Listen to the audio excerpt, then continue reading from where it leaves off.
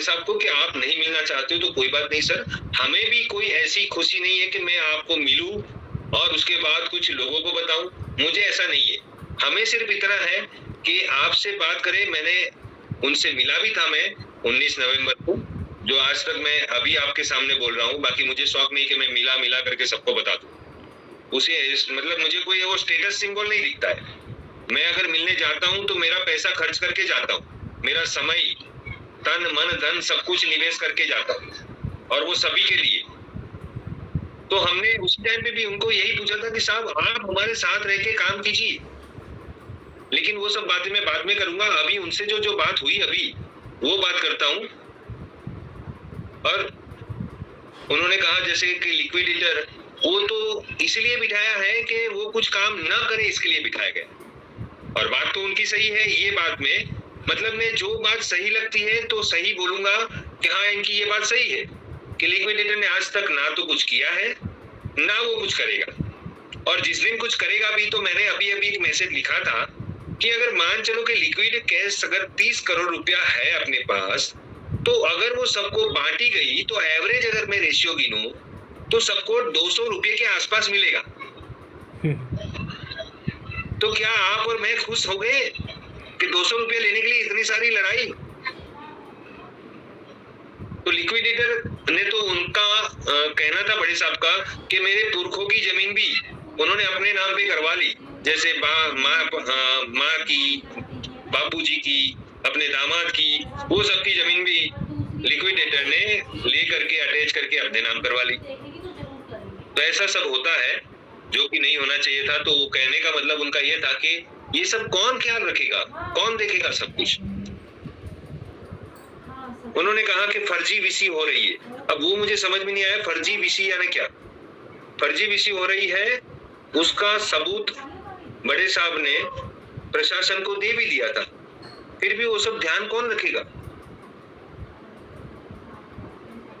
और सभी मेंबर्स को, उनका कहना है कि सभी मेंबर्स सभी मिलके सोसाइटी बनती है और सभी मेंबर्स ये सब रील लगा सकते हैं। जैसे मैंने उनको कहा कि मैं नीरज श्रीवास्तव जी से बात करूंगा, और मैंने बहुत पहले, नीरज श्रीवास्तव जी भी अभी लाइन पे है,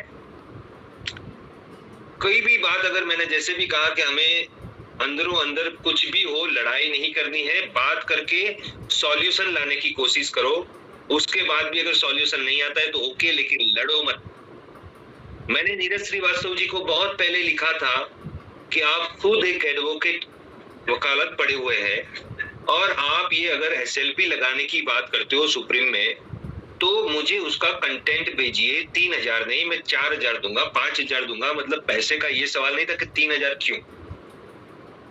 लेकिन उन्होंने मुझे कंटेंट आज तक नहीं भेजे थे। जो मुकेश मोदी जी को भी मैंने कहा कि मैं उनसे बात करूंगा। मुझे ये भी बताया मुकेश मोदी जी ने, अगर किसी को ऐसा लगे कि शायद गलत तो नहीं होगा मुकेश मोदी जी से बात हुई कि नहीं हुई, लेकिन सुबोध जी ने कह दिया है तो इतना तो ग्रुप में मैसेज सुबोध जी ने ही दिखा था, तो सबको पता है कि बात हुई। नीरज जी के पुत्र की भी शादी है 4 तारीख को शायद, और उसमें वो भी बिजी है, फिर भी अभी वो हाजिर हुए हैं, यहाँ पे मीटिंग में आए हैं। तो मैं धन्यवाद कहूंगा उनको कि आप आए, हमें अच्छा लगा। और अगर नीरज जी आपको लगे तो हमें कंटेंट बताना। मैंने बड़े साहब से भी बात की थी, क्योंकि मैं कोई भी चीज ठीक से पढ़ूंगा समझूंगा तभी उसमें काम कर सकता हूँ। और अगर अच्छा लगा तो पूरे भारतवर्ष में सभी आदर्श के निवेशकों को मैं भी आह्वान करूंगा कि जुड़िए।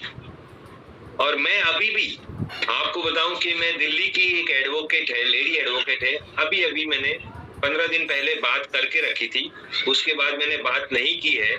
लेकिन यही कारण से कि मुझे सभी को भुगतान वापस दिलाना है। लेकिन मेरे पास अकेले में ना, यहाँ पे 21 लाख में से कोई एक बंदे में भी ये ताकत नहीं है कि कोई अकेला होकर के सब कुछ कर पाए ना, कुछ नहीं कर पाएगा। सबको साथ आना पड़ेगा। हम भी इतने रास्ते जानते हैं कि कैसे क्या करना। ठोकरे खाते खाते आदमी सब कुछ सीख सकता है।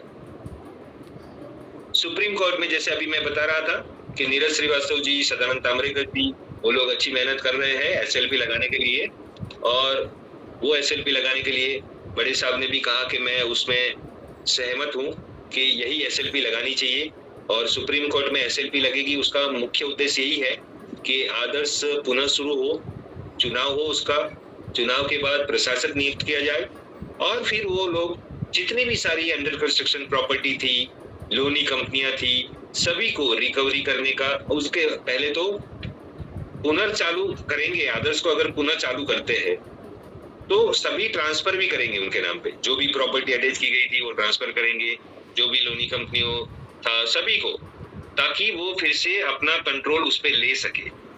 आदर्श का मैनेजमेंट जो भी बनेगा वो पूरा कंट्रोल उस पे ले सके और उस पे काम कर सके। तो उसी तरह से उन्होंने ये बात किया था बड़े साहब ने। SFIO